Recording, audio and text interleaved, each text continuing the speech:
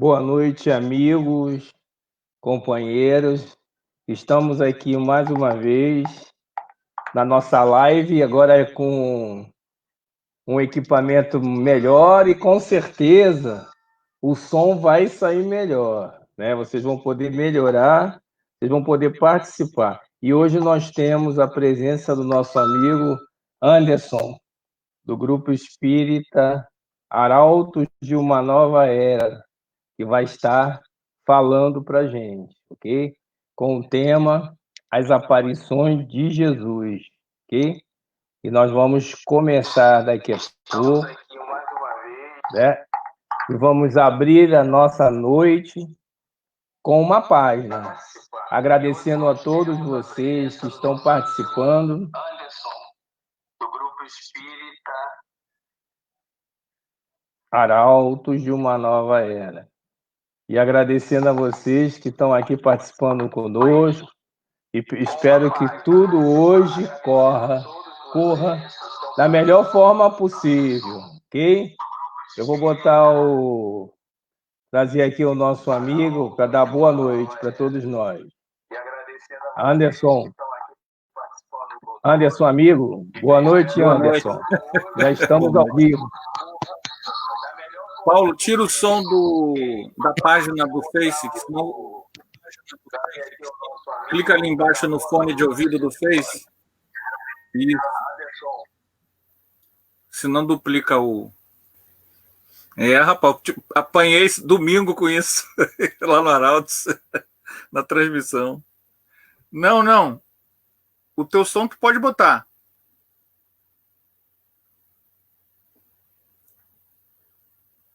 Põe o teu som. Possa dar boa noite, tá ok? Isso. Que possa dar boa noite, que nós possamos começar, porque nós já estamos ao vivo, ok, Anderson? Okay. Já estamos ao vivo. Então, esse é o nosso amigo Anderson, para dar boa noite a todos nós. Boa noite. Então, nós vamos começar com a página do Fonte Viva, como reflexão de preparação para a prece. Ergamo-nos. Levantar-me-ei e irei ter com meu Pai. É Lucas 15, 18.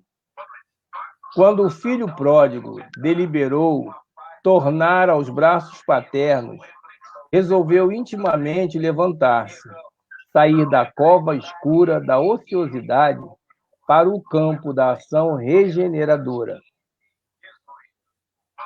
Eu estou aqui.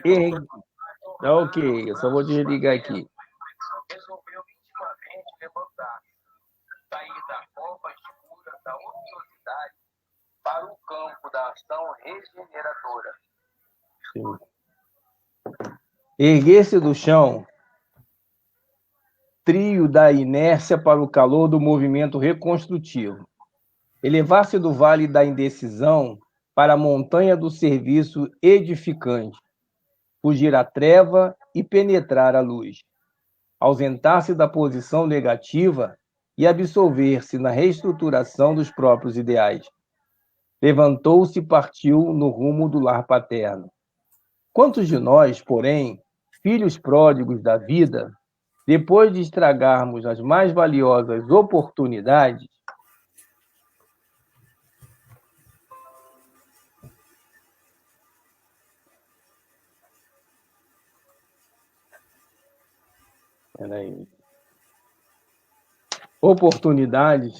clamamos pela assistência do Senhor de acordo com os nossos desejos menos dignos, para que sejamos satisfeitos.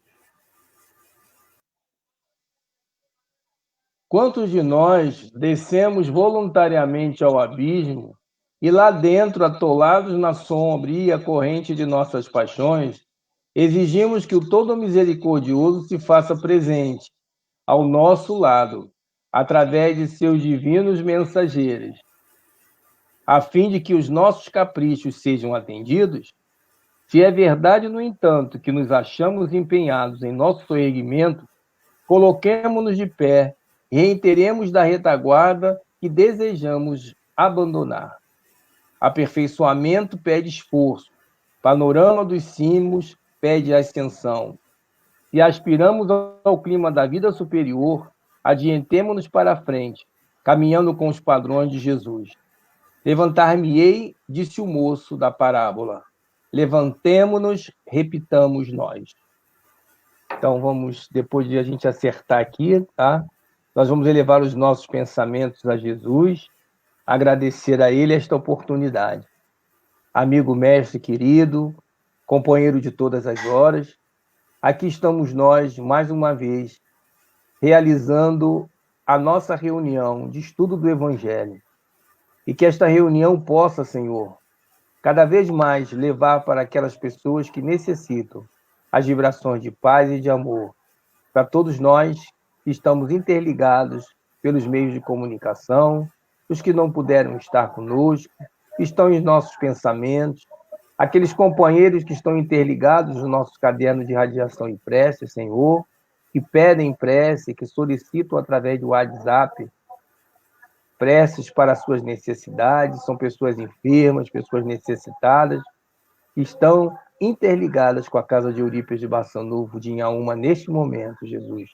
Que a nossa querida Sheila, que os nossos amigos espirituais, responsáveis pelo passe à distância, Zenóbia, Sheila, Narcisa, Padre Vitor, todos esses companheiros, possam chegar aos nossos lares e que nós possamos, Senhor, envolver o nosso companheiro Anderson, para que ele possa trazer a mensagem de paz e de conhecimento na noite de hoje. Fica conosco, Senhor, e que estejamos contigo hoje, agora e sempre. Graças a Deus. E passamos já direto a palavra ao nosso companheiro Anderson para dar início à nossa atividade da noite de hoje. Seja bem-vindo, Anderson. Boa noite, obrigado. Que nós possamos, então, meus irmãos, na noite de hoje, refletir um pouco sobre a mensagem de Jesus nas nossas vidas. E o estudo de hoje nós vamos falar sobre as aparições de Jesus. A intenção desse estudo é da gente lembrar que Jesus não está longe. Então nós vamos aqui compartilhar o PowerPoint, tá? E a partir dele a gente vai comentando, tá bom? As aparições de Jesus. Nós vamos falar de algumas aparições que Jesus fez. Elas não vão estar em ordem, em sequência de época ou de importância. Não, são tudo aparições do Cristo, tá? E a gente vai comentar um pouquinho cada uma delas, porque o grau de importância é total, porque é Cristo aparecendo para essas pessoas, não é isso?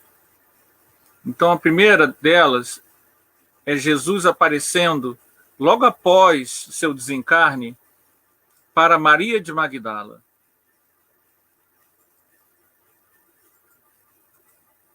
Lá no Evangelho, em Mateus e Marcos, narra-se assim: Maria regressou ao túmulo e, ficando do lado de fora a chorar, enquanto chorava, espreitou para dentro e viu 2 anjos vestidos de branco, sentados à cabeceira e aos pés do local onde estivera o corpo de Jesus. Por que choras? Perguntaram-lhe os anjos. Porque levaram o meu Senhor, e não sei onde o puseram. Então reparou que alguém estava atrás de si. Era Jesus, mas não o reconheceu. Por que choras? Perguntou ele. Quem procuras? Quem buscais? Ela pensava que fosse o jardineiro, e ela falou: Se foste tu que o levaste, mostra-me onde o puseste que eu vou buscá-lo. Maria, disse Jesus. Ela voltou-se para ele. Rabi, que quer dizer meu mestre, não me toques, porque ainda não subi para meu pai, mas vai ter com os meus irmãos, e diz-lhe que subo para o meu pai e vosso pai, meu Deus e vosso Deus. Então, a gente vê nessa primeira aparição a presença de Jesus para Maria de Magdala. Talvez que a renúncia de Maria de Magdala tenha sido a maior de toda a história do Evangelho. Porque Maria de Magdala renunciou aos prazeres, ao luxo, ao requinte ela abre mão dos valores passageiros do mundo, que ainda hoje tem um peso muito grande na nossa vida. Ela abre mão da estética superficial. Ela, com isso, consegue sofrer um processo desobsessivo. Os espíritos que acompanhavam, que atormentavam, em estado de gravidade devido à prostituição, ela consegue se libertar. É uma das maiores transformações que a gente tem no Evangelho.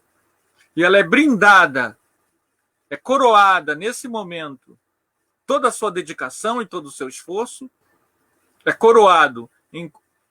Jesus aparece para ela, ainda em ectoplasma, tanto que ela não reconhece, e depois que ele se transfigura na aparência, aí é que ela vê que é o Senhor.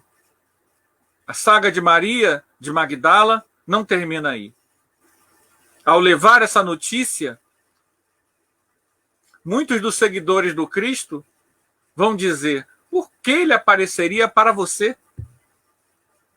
E a única pessoa que apoia Maria de Magdala é Maria de Nazaré, que diz: eu confio em você. Para Maria de Magdala, não era o fim de um processo, era o início do seu martirológio.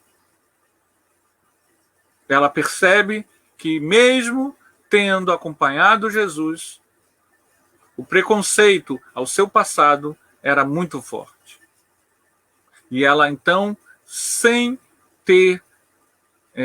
perder a fé, porque ela viu que o que Jesus falava era verdade, porque ele apareceu para ela, materializado, a vida após a morte existe. Ela vai se dedicar aos leprosos. E nessa dedicação de entrega total, absoluta, ela vive em si o amor profundo, ela abre o coração, ela descobre o reino de Deus dentro dela. E ao desencarnar, quem a recebe? Jesus. Uma aparição que coroa a sua vida de redenção. A outra aparição, só Maria de Magdala é um estudo, né, gente? Mas vamos para o próximo. Todas essas aparições são um estudo. Maria de Magdala. Vamos para o próximo agora. Jesus aparece para Paulo de Tarso. Vamos ler o texto da Bíblia. E Saulo, lá em Atos 9, respirando ainda ameaças e morte contra os discípulos do Senhor, dirigiu-se ao sumo sacerdote e pediu-lhe cartas para Damasco, para as sinagogas, a fim de que se encontrasse alguns deste caminho, quer homens, quer mulheres, os conduzisse presos a Jerusalém. E, indo no caminho, aconteceu que, chegando perto de Damasco, subitamente o cercou um resplendor de luz do céu. E, caindo em terra, ouviu uma voz que lhe dizia: Saulo, Saulo, por que me persegues? E ele disse: quem és, Senhor? E disse o Senhor: eu sou Jesus, a quem tu persegues. Duro é para ti recalcitrar contra os aguilhões. E ele, tremendo e atônito, disse: Senhor, que queres que eu faça? Essa súbita transformação de Paulo não é súbita. A transformação de Paulo é uma transformação que ela ocorre aos poucos. Paulo era, poderíamos dizer, o suprassumo da raça. Era o exemplo. Paulo, seguindo os padrões estéticos da época, era alguém forte, bonito, inteligentíssimo, estudou com os maiores doutores de Israel, era um estudioso, seria um grande rabino, seria um grande sacerdote, tinha uma noiva lindíssima, Abigail, ou seja, Saulo era uma pessoa bem-sucedida.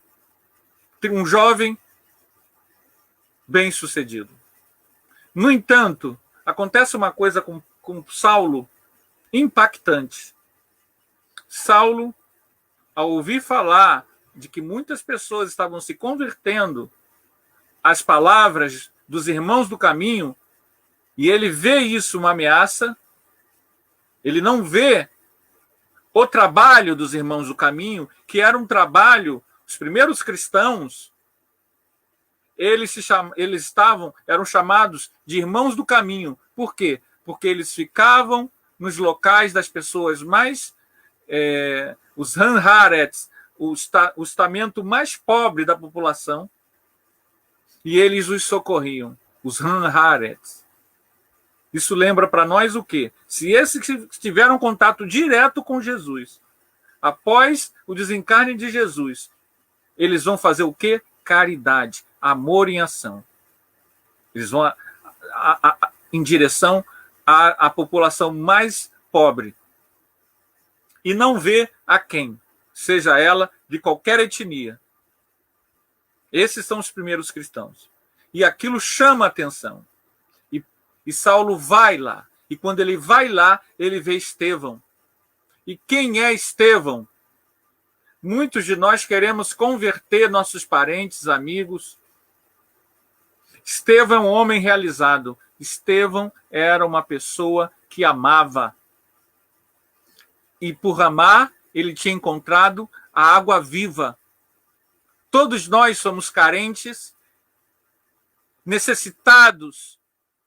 Muitas vezes sentimos que estamos abandonados, sós, porque não estamos com uma sede espiritual, uma sede de Deus que nós não reconhecemos.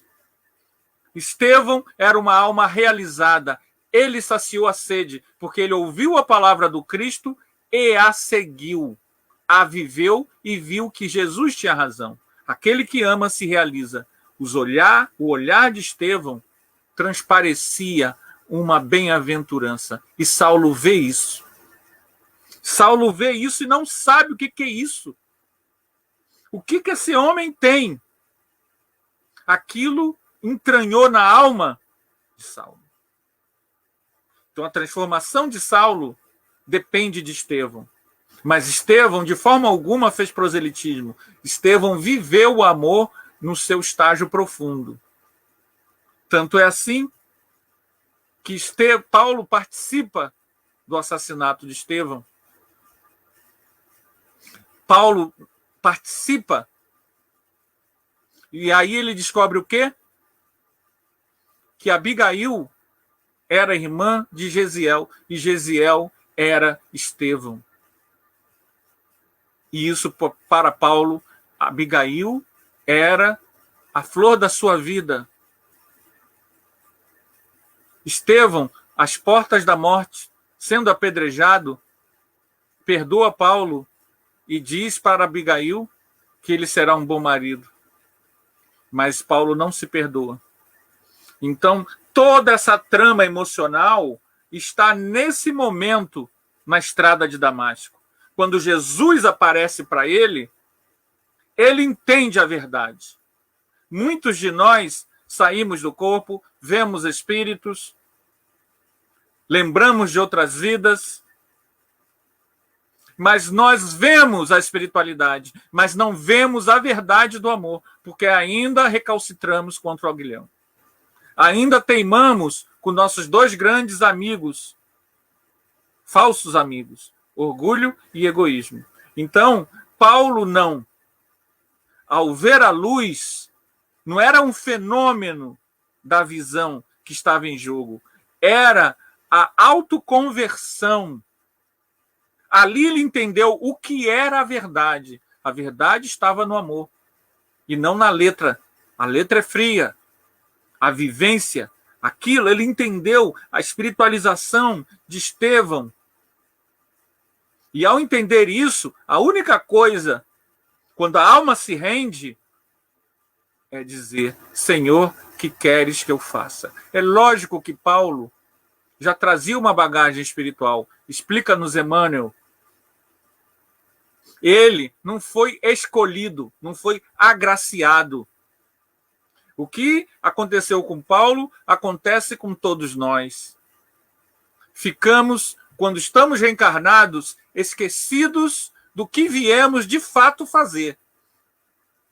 E esse esquecimento chama-se o Zeitgeist, o espírito da época, toma conta. E tudo aquilo que nós já fomos aflora na nossa personalidade. E nós temos dificuldade de abrir mão, porque já fizemos isso durante muitas vidas. Naquele momento, Paulo rompe com as teorias do mundo e entende a verdade do Espírito.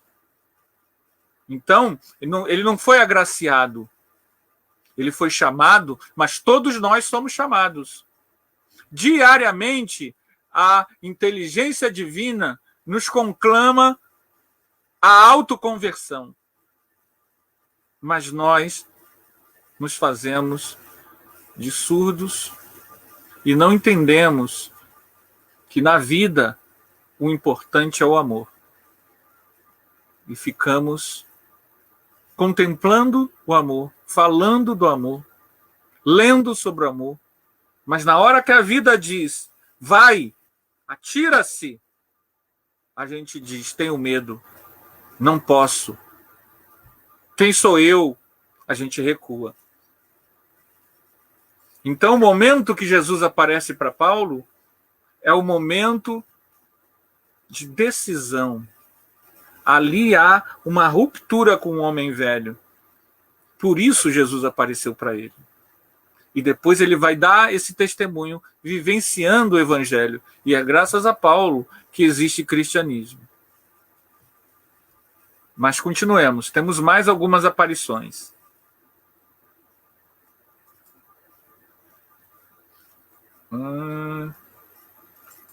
Vamos compartilhar aqui com vocês.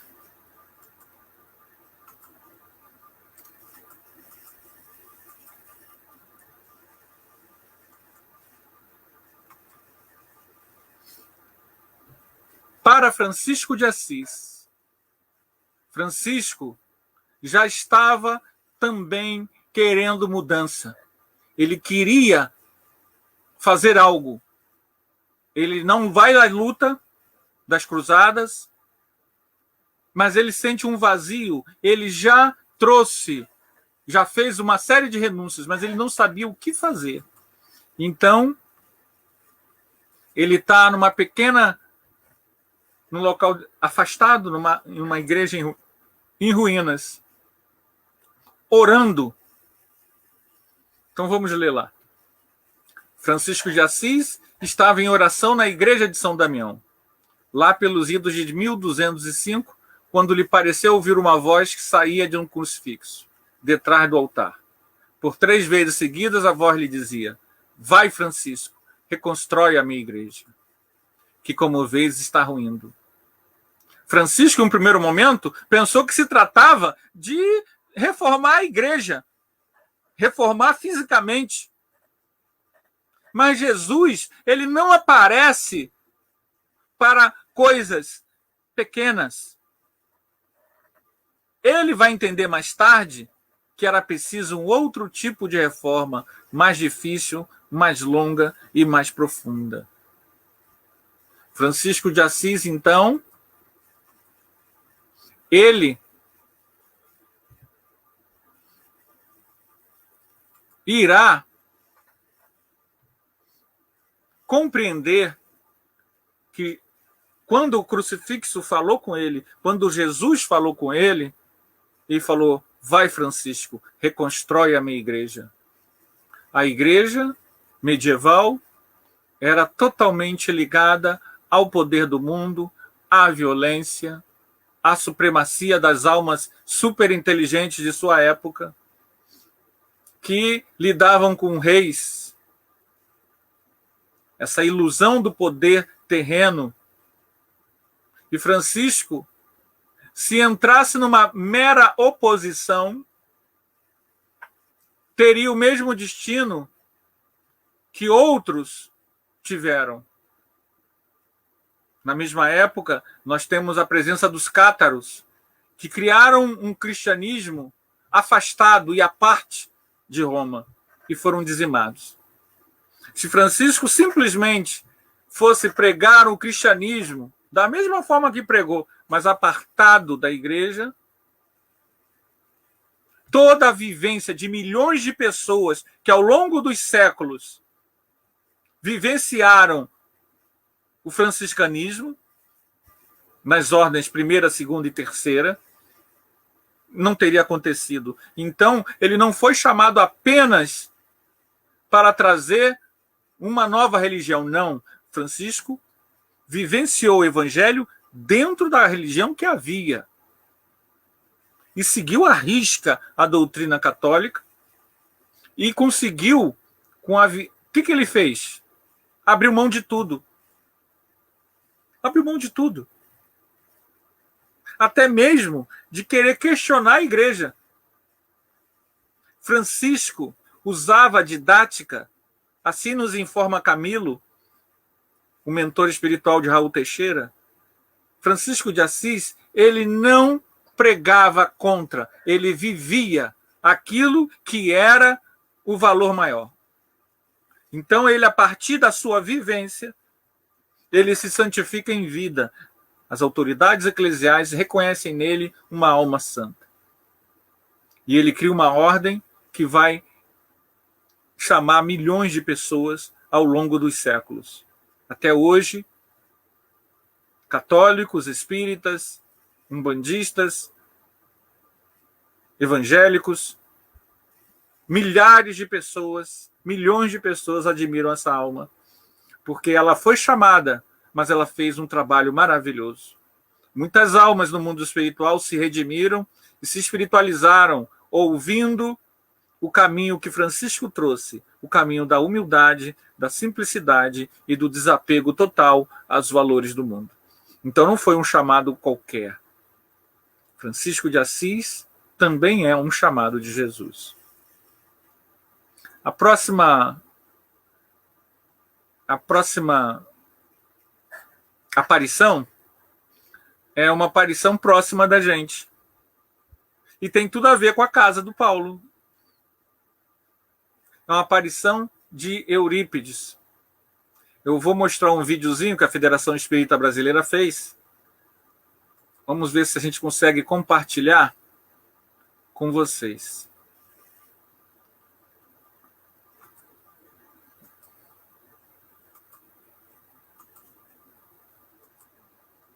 Vamos assistir o vídeo.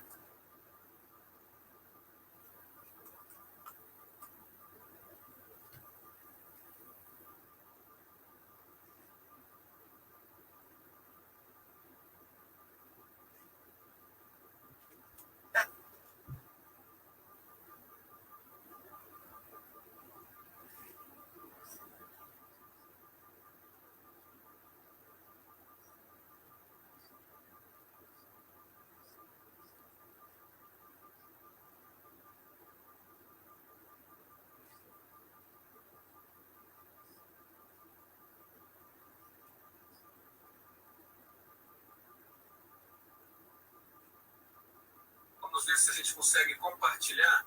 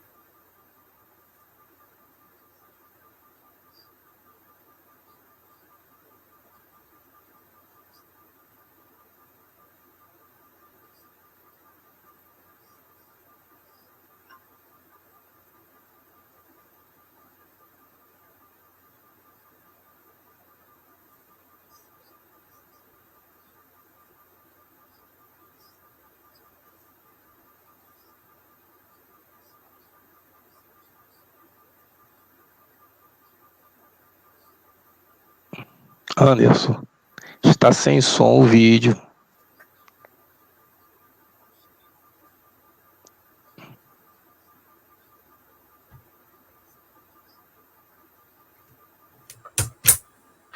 A ecoar entre os homens no curso de quase 20 séculos.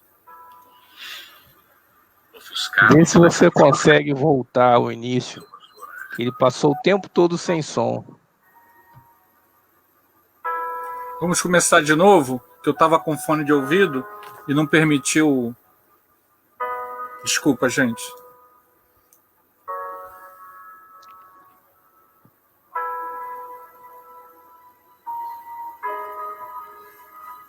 Começar Eurípides Barçanufo, o apóstolo da mediunidade, em Sacramento, no estado de Minas Gerais, a observar-se fora do corpo físico, em admirável desdobramento, quando certa feita à noite, viu a si próprio em prodigiosa volitação.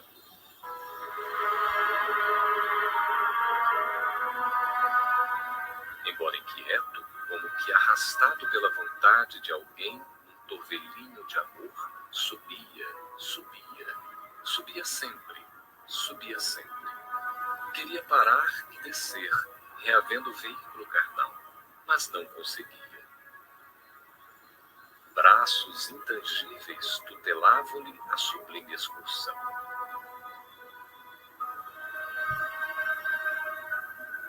Viajou à maneira de pássaro teleguiado, até que se reconheceu em campina verdejante. Reparava na formosa paisagem, quando não longe avistou um homem que meditava, envolvido por doce luz. Como que magnetizado pelo desconhecido, aproximou-se. Houve, porém, um momento em que estacou trêmulo. Algo lhe dizia no íntimo para que não avançasse mais. E num deslumbramento de júbilo, reconheceu-se na presença do Cristo. Baixou a cabeça, esmagado pela honra imprevista, e ficou em silêncio, sentindo-se como intruso, incapaz de voltar ou seguir adiante. Recordou as lições do cristianismo, os templos do mundo, as homenagens prestadas ao Senhor na literatura e nas artes, e a mensagem dele a ecoar entre os homens no curso de quase 20 séculos. Ofuscado pela grandeza do momento, começou a chorar. Grossas lágrimas banhavam-lhe o rosto, quando adquiriu coragem e ergueu os olhos humilde. Viu, porém, que Jesus também chorava.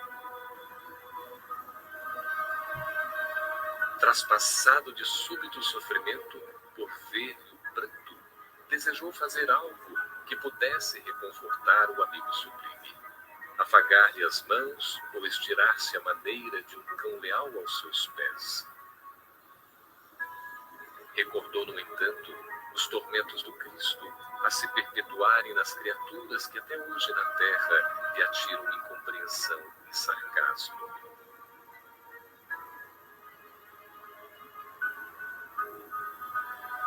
Nessa linha de pensamento não se conteve. Abriu a boca e falou suplicante: Senhor, por que choras?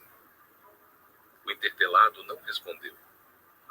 Mas, desejando certificar-se de que era ouvido, Eurípides reiterou: Choras pelos descrentes do mundo? Enlevado, o missionário de Sacramento notou que o Cristo lhe correspondia agora ao olhar, e após um instante de atenção, respondeu em voz dulcíssima: Não, meu filho, não choro pelos descrentes aos quais devemos amor. Choro por todos os que conhecem o Evangelho, mas não o praticam. Eurípides não saberia descrever o que se passou então. Como se caísse em profunda sombra ante a dor que a resposta lhe trouxera, desceu.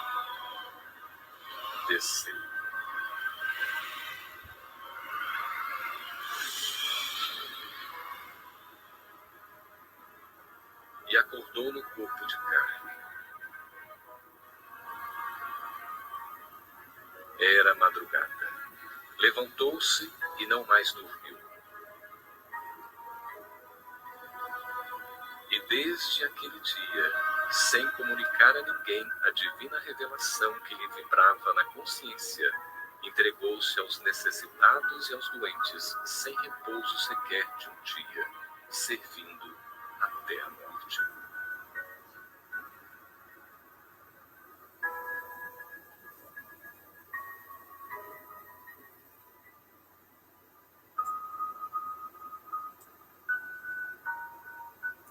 Então, meus irmãos, nós vamos ter em Eurípides a figura talvez mais evoluída que já esteve entre nós no movimento espírita. Dentre os espíritas brasileiros, talvez Eurípides seja o espírito mais evoluído. Em vida, Eurípides encontrou com Jesus. E Eurípides era uma alma de escola, um espírito que pertence às esferas bem avançadas, porque desde o início ele estava com Cristo. Eurípides, se fôssemos falar da vida dele, nós teríamos que fazer um estudo de 2, 3, 4 horas ou mais. E essa alma de escola, esse espírito de muita evolução, ele dirige várias colônias espirituais. Várias colônias espirituais têm o nome dele, inclusive. Então vocês vejam que não é uma coisa... É um espírito... E ele então tem esse arrebatamento,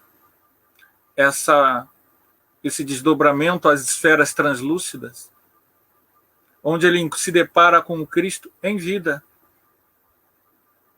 E o Cristo fala para ele que lamenta aqueles que conhecem o Cristo, aqueles que foram chamados pelo Consolador prometido e por outras escolas. Nós somos chamados, o Cristo nos chamou, e nós muitas vezes ficamos presos ao nosso passado, ao nosso orgulho, ao nosso egoísmo. E Jesus chora, porque o Espírito Superior lamenta as defecções, lamenta nossas malcriações, lamenta a nossa teimosia em não querer ser feliz.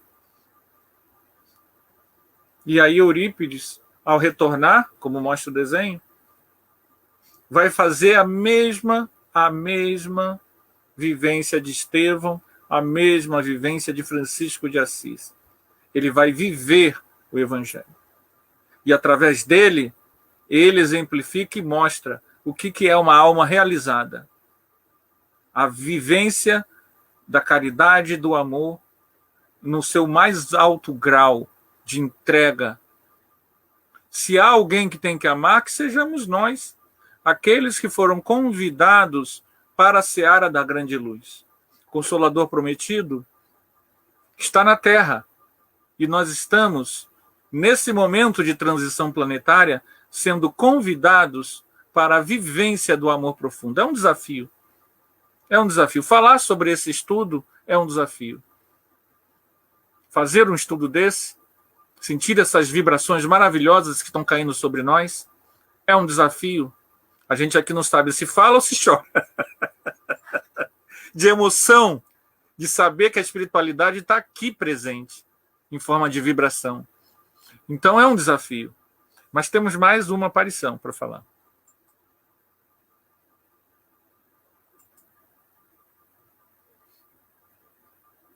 Vamos compartilhar aqui com vocês. Nós iremos fazer sobre essa aparição um estudo, em breve, só sobre ela. É quando Jesus aparece para os dois de Emaús. Estavam indo, após os eventos que aconteceu com Jesus no Gólgota, esses dois, Cleófas e um outro não identificado, estão indo para a sua casa. Aí, eis que aparece um estranho para eles. E esse estranho acha eles cabisbaixo. Por que vocês estão tristes? Aí eles falaram, você não sabe o que aconteceu? Crucificaram Jesus de Nazaré, que curou pessoas, que ressuscitou pessoas, e ele foi crucificado. Mas vocês seguiam ele? Seguíamos. E ele não falou sobre a vida imortal? Ele não falou sobre a necessidade do sacrifício? Ele não falou tudo isso com vocês? É verdade. É verdade. O senhor tem razão. Ele falava isso mesmo. Então, por que essa está cabisbaixo? Não há, para aqueles que conheceram Cristo, necessidade de pessimismo. Nós já vencemos a morte. Porque Jesus trouxe para nós essa revelação. E eles, é verdade. E anoitecia e eles chegavam na sua casa. E aí, quando o Senhor, com tão profundas palavras, fez com que fosse embora, eles falou, aonde vais? É noite. Fica conosco, Senhor. E aí, aquele estranho entrou. Eles têm uma ação de caridade, de acolhimento. É noite. Fica conosco, Senhor. Entra na nossa casa. E ele entrou. E ao entrar, eles deram o alimento, e ele, ao partir o pão, se mostrou quem era. E eles viram que era Jesus. Ao verem que era Jesus, Jesus sumiu. Essa lição dos dois de Emaús nos lembra quem é meu irmão, quem é minha mãe, quem é meu irmão. Palavras de Jesus. Quem é Jesus? Aonde está Jesus? Quem é meu próximo? Aonde está Jesus? Jesus está ao seu lado. Ao vivenciarmos esse sentimento de acolhimento ao outro, de empatia, de simpatia, é noite, fica conosco, meu irmão. Recebe esse pão, toma essa túnica. Jesus aparece. Nós vibramos na sintonia de Jesus. Então, o encontro desses dois de Emaús com o Cristo mostra para nós, eles não são conhecidos na história. Provavelmente não devem ter uma igreja em nome deles, nem um dia, não sei. Cabe pesquisa. Mas eles testemunham um dos momentos mais lindos, na minha opinião pessoal, em que eles falam para o Cristo, é noite. E nós podemos falar nesse momento de Covid, é noite. Há uma noite no mundo. Fica conosco, Senhor. Necessitamos da tua sabedoria, do teu alento, da tua água viva, que vai saciar a sede de nossas almas. É noite, fica conosco, Senhor. E ele entra no nosso lar. Então, temos mais uma aparição. É a última, para terminar. A gente fica emocionado, a gente tem que passar logo para outro slide para não... É estratégia. A gente não...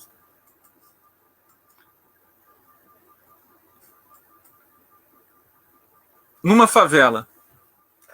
Essa experiência aconteceu no livro Vivências, do Luiz Mileco. É um livro maravilhoso, que não é muito conhecido. É pela F.V. Lawrence. É um livro que eu acho que está até esgotado. E lá são psicografias do Mileco, que era cego, né? Da Spleb, falava sempre na Rádio Rio de Janeiro. Eles vão falar... São uma psicografia de Mários. Mários, na verdade, é o Mário Travassos. O espírito de Mários narra várias experiências, e o mentor espiritual dele, Serafis, um espírito muito evoluído, vai com ele mais um amigo a um local. Venham, vamos ver uma coisa. E eles entram numa favela aqui do Rio de Janeiro. A senhora analfabeta, o marido semi-analfabeto, o filho muito doente. o filho muito doente. Ele sem recursos nenhum.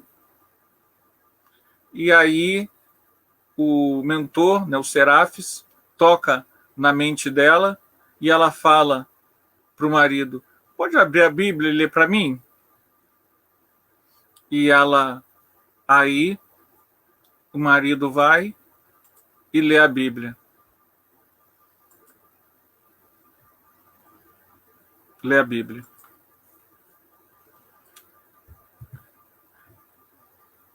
E cai, aberto ao acaso, né? No vinde a mim, todos os que estáis cansados e sobrecarregados, e eu vos aliviarei. Ela pede para abrir de novo, e aí cai.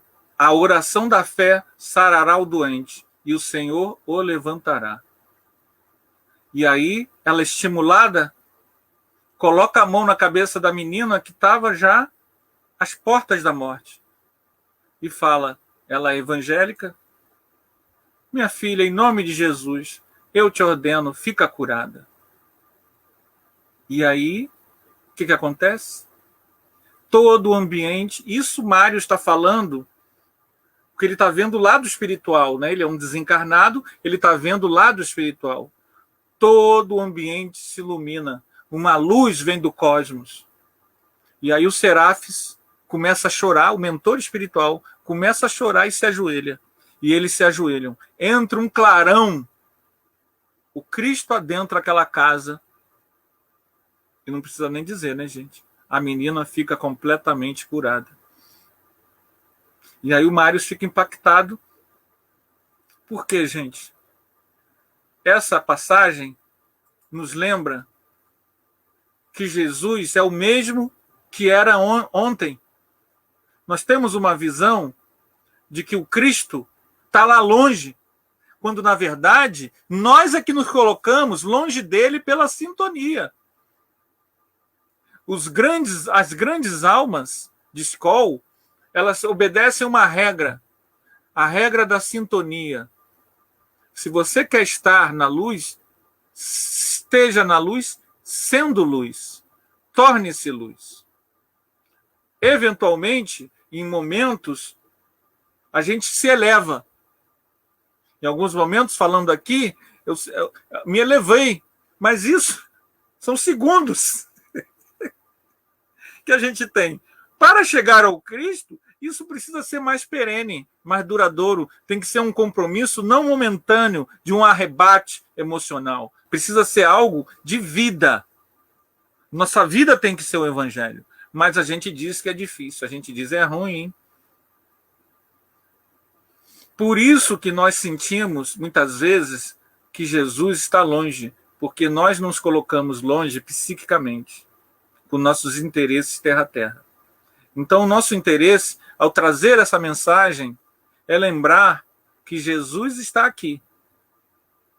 Os espíritos superiores, no nível do Cristo, têm um grau de onisciência. No entanto, eles não podem interferir no nosso livre-arbítrio.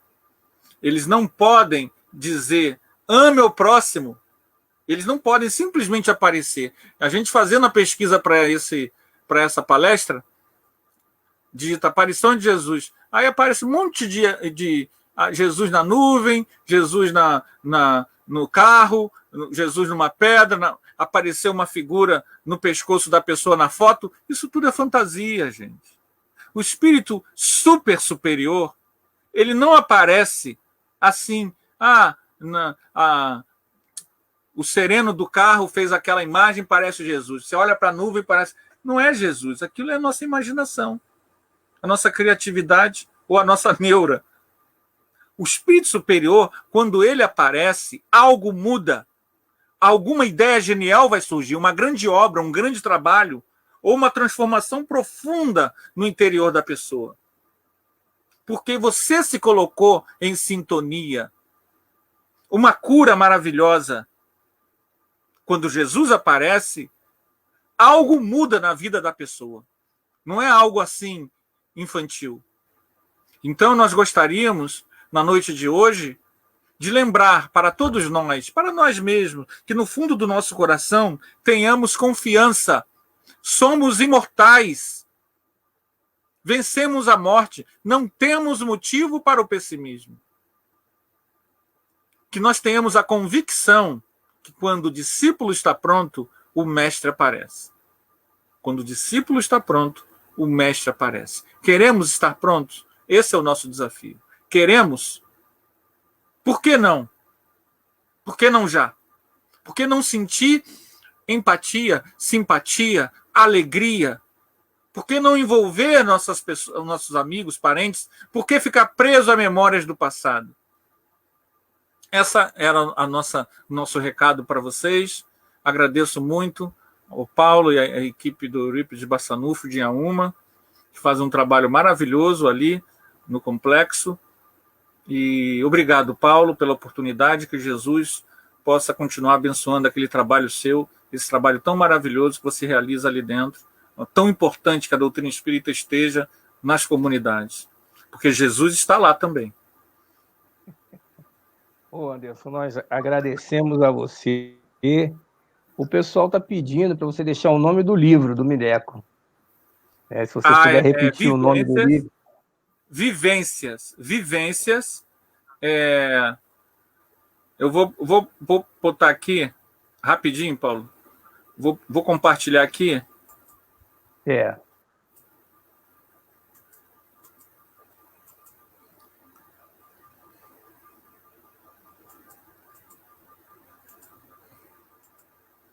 Vivências, volume 2.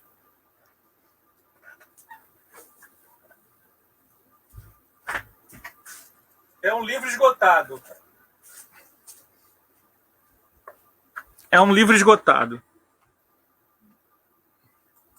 Está aqui na minha mão o livro. É um livro esgotado, é esse livro aqui, ó.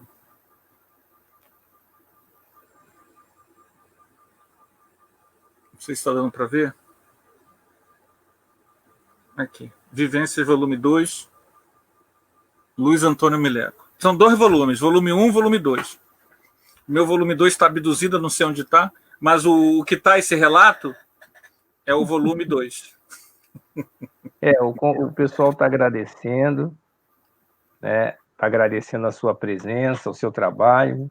Todo mundo aqui elogiando, Solange, o grupo da casa, tem companheiros e Ângela Carneiro, uma porção de gente aqui. Tem um grupo bastante que assistiu. Legal, que bom. E a gente agradece, o Márcio estava aqui também. Enfim, nós agradecemos o Godinho estava aqui também assistindo. A turma toda aqui, o pessoal da casa. E a gente só te agradece. Eu que tenho que agradecer. Sabe, você voltar uma outra oportunidade. Eu queria te pedir, Anderson, esse momento aos companheiros, para que você fizesse a nossa prece final de agradecimento. Agradecer a todos vocês que participaram de mais uma live da Casa de Eurípides de Bassanufo. A gente está distante, mas não está. Então, a casa, sempre como eu falo, a casa continua com as atividades. Agora, 1º domingo de agosto, estaremos realizando a distribuição dos mantimentos para as famílias lá assistidas. Tá ok? Com o mesmo cuidado, para que as pessoas possam chegar com as máscaras, com álcool em gel, para que a gente possa manter esse trabalho, porque as pessoas precisam. E já, como eu disse na última live, quem puder ajudar, quem puder ajudar, né, nós estamos precisando de alimentos, porque as pessoas batem na porta, independente das pessoas cadastradas, as pessoas batem na porta, querendo saber se nós podemos ajudar. Então, o grupo aqui da casa, mais as pessoas anônimas, nós estamos precisando de alimentos, de ajuda, porque a procura é muito grande, muita gente desempregada, muita gente no sufoco. Então, nós vamos elevar os pensamentos a Deus e vamos pedir ao nosso irmão para fazer a nossa prece. Amado Mestre Jesus, Senhor, que apareceste para Paulo, para Estevão, para Maria de Magdala, para Eurípides, para Chico Xavier, Jesus, diante, Senhor, de tua misericórdia por permitir que estejamos aqui, suplicamos, Jesus, que nesta noite a tua presença adentre nossas casas, Senhor. adentre nossos corações. Ó Jesus, temos sede de Ti, Senhor, e suplicamos, Senhor, toca nossas almas, Jesus, toca nossos corações. Permita, Jesus, que nesta noite a Tua presença clara, pura e boa adentre nossas consciências, Jesus. Que nós possamos Te sentir dentro de nossas almas. E que nós possamos, Jesus, atender o Teu chamado, mudar, Senhor, romper com o passado, vencer nossos egos. Suplicamos, Jesus, cura nossas almas enfermas, adentra nossa casa, Jesus, ilumina o nosso lar. Só Tua luz, Jesus, é capaz de, nesse instante de nossas vidas, clarificar nossos caminhos, iluminar nossos corações. Contigo, Jesus, contigo entregamos, Jesus, nossos destinos. Fica conosco hoje, agora e sempre, que assim seja. Graças a Deus, amigos, e assim encerramos mais uma transmissão ao vivo, aqui da nossa live, direto da casa de Eurípides Bassanufo, de Inhaúma. Tenham todos uma boa noite e até a próxima terça-feira, onde estaremos com um novo convidado, trazendo mais uma mensagem da Palavra do Cristo. Fiquem com Deus. Graças a Deus.